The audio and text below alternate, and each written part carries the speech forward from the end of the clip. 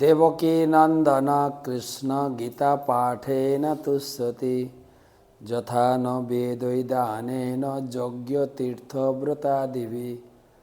গীতা পাঠের মাধ্যমেই ভগবানকে খুশি করা অত্যন্ত সহজ।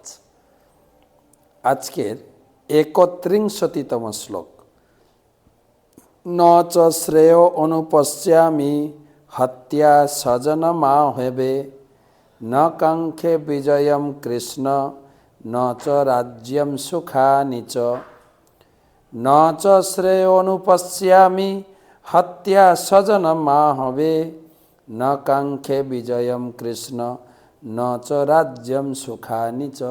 হে কৃষ্ণ, যুদ্ধে আত্মীয় স্বজনের নিধন করার মাধ্যমে কিভাবে মঙ্গল হতে পারে?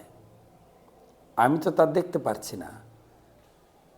আমি কোনো যুদ্ধজয়, রাজ্য ও সুখভোগ কামনা করি না। না না না, আমি আত্মীয় স্বজনদেরকে কষ্ট দিয়ে, দুঃখ দিয়ে আমি যুদ্ধ করতে পারবো না।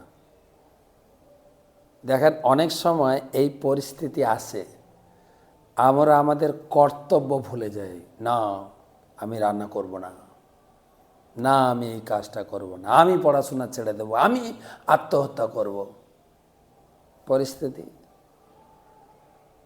কেননা আমরা আত্মীয় স্বজনের কোনো ব্যক্তির প্রতি, সমাজের কারোর প্রতি এত আসক্তি হয়ে যায়।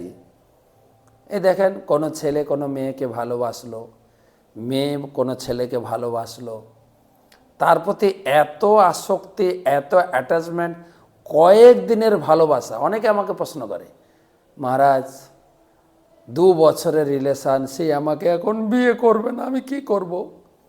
আরে 2 বছর রিলেশান, কিন্তু যে বাড়িতে তুমি জন্মেছ, তোমার বয়স যদি 20 বছর হয়, 20 বছরের রিলেশানটা ভুলে যাচ্ছ কেন?